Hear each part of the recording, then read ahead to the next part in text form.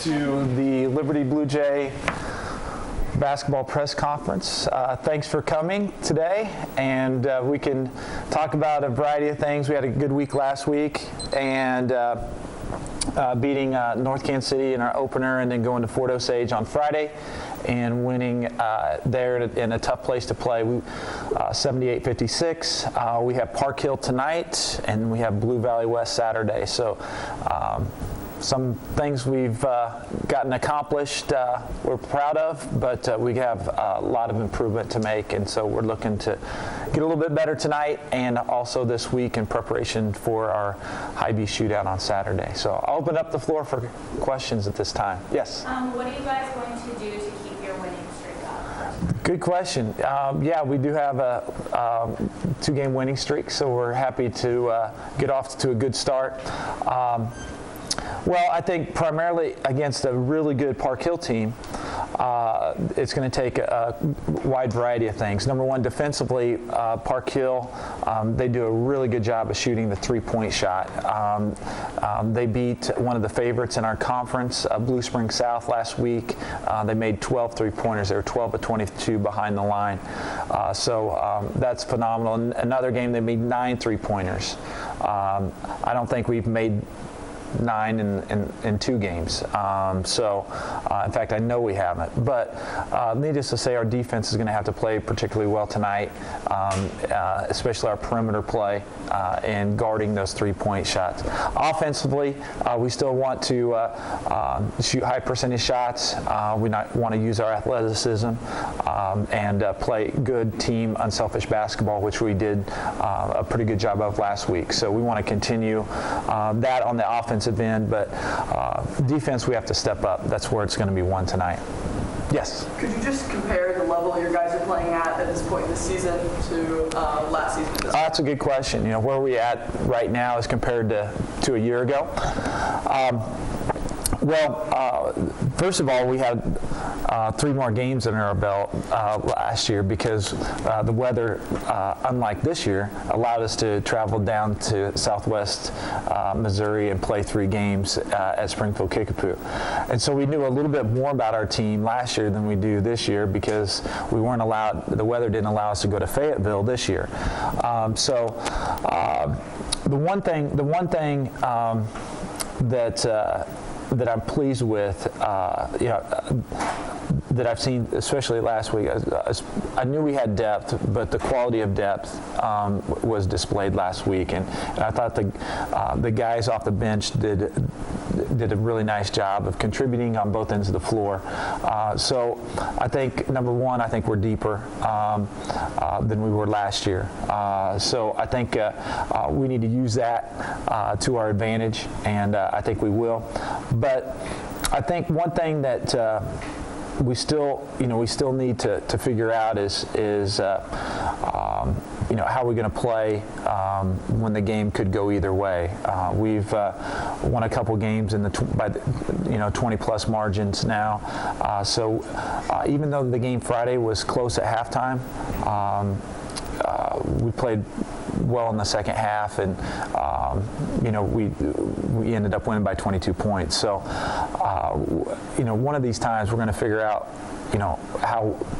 what it takes to win a close one, a game that could go either way, and that might come tonight because Park Hill is really, really good, and so we want to be ready for that. We want to test ourselves against good competitions, and that's what we're going to see this week in Park Hill and Blue Valley West.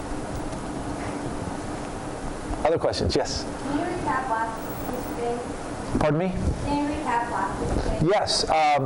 Last Friday we went to Fort Osage, and first of all, we were just thrilled to play because if you recall, the weather wasn't so good on our way to school Friday morning, and the weather forecast didn't look good for Friday night either. So we were approached early afternoon by Fort Osage. Hey, can we move the games up 90 minutes? And we thought that was a great idea.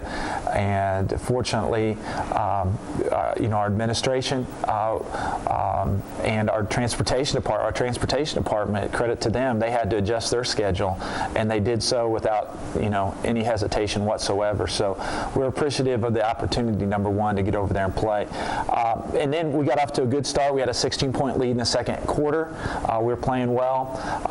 But then, if you've seen some college basketball, you know how they're calling the game very quote-unquote tight, because if you put your hands on them, all right, or an arm bar, anything like that, they're calling that a foul, and that hasn't been done in previous years. And so our first game, it really wasn't an issue against North Kansas City. But in that second quarter, we got up 16, and the refs really started to call it tight, and we didn't adjust. We stopped playing defense with our feet and more so with our hands and our arms, and they called those touch fouls. And they were consistent. The officials did a great job. We didn't adjust to their calls. And so that put Fort Osage at the free throw line with the clock stopped, and they were able to make too many free throws, and they cut that deficit down to 4 points late in the second half. And then we finished with some momentum. Kellen hit a shot. At the end of the second quarter, right before halftime, to give us a 6-point lead, and we kept that momentum through the entire second half. We played pretty well in the third quarter, and then in the fourth quarter also, to stretch that 6-point lead to a 22-point margin of victory. But guys did play into, we had some foul trouble. Kellen ended up with 4. Big K had 4. But Kellen led us in scoring with 22. And then Brandon and Sam were up there too in double digits. So they just, we played a pretty solid game, with the exception of that second quarter. Yes? What improvements do you feel you need to make in order to keep your winning streak up? Well, I think one thing that we have to do a little bit better, especially this week, we're doing some things well. Our turnovers are low, our assists are high, our field goal percentage is where I like it. We need to do a little bit better. One thing that we can improve on the offensive end is three-point shooting. I mentioned earlier, Park Hill made 12 of 22 from beyond the arc against Blue Springs South. We're not at that percentage. We're not close to that, and so we need to shoot a little bit better from the three-point land. That's one thing, and we need to rebound a little bit better on the defensive end. And I think that will enable us to get our fast break going, get our transition game, our running game going, and we can look for some easy basketball. I think, and just those two things, three-point shooting on offense and defensive rebounds, I think, are two areas, one on each end of the floor, that we need to focus on and get better at. Other questions? Yes? How are you spending your practice time to prepare for next week's game? How are we spending our practice time? Working on those things. We shot the ball a lot yesterday, especially our guards from the perimeter. We've done rebounding drills. And just a wide variety. We're just trying to polish some things up. We haven't implemented anything new like we will before the Jewel tournament and things. But we had a mission last week. We need to go 2-0 last week. We've got a mission this week to go 2-0. And so we're not going to put anything new in practice-wise. We're just going to try and get a little bit better at the things that we have on our list of things to do up to this point in time, and then we'll start inserting some different wrinkles and things as the season progresses, especially in conference play when we play teams multiple times. We'll have something just a little bit different for them the second time, but we're just trying to clean things up from last week a little bit and get a little bit better at those things that I described earlier. Yes? How do you keep your guys motivated, especially when it's a pretty close score now? That's a really good question. Just about motivation and how you get your guys motivated for each game, because I'll address that. In basketball, it's tough, and in sports that have multiple contests per week, okay, it's a lot tougher, okay. I played football, I coached football. Football's it was fun to get up for because it's Friday night, the lights are on, it's your one game per week, all right. That was easy for me as a player, as a coach. Basketball is a little bit tougher, I think, because you have multiple contests each week, and you have to get those guys ready. We have different strategies. I'll mention a few things tonight in the locker room, to make sure we're good to go. But you really have to rely on, first and foremost, your senior leaders and the leadership capabilities that they bring to the team, because they're directly responsible for how intense is your warm-up? Is your game face on? Are you ready to go? And that's hard. We had a little reminder at the beginning of practice yesterday.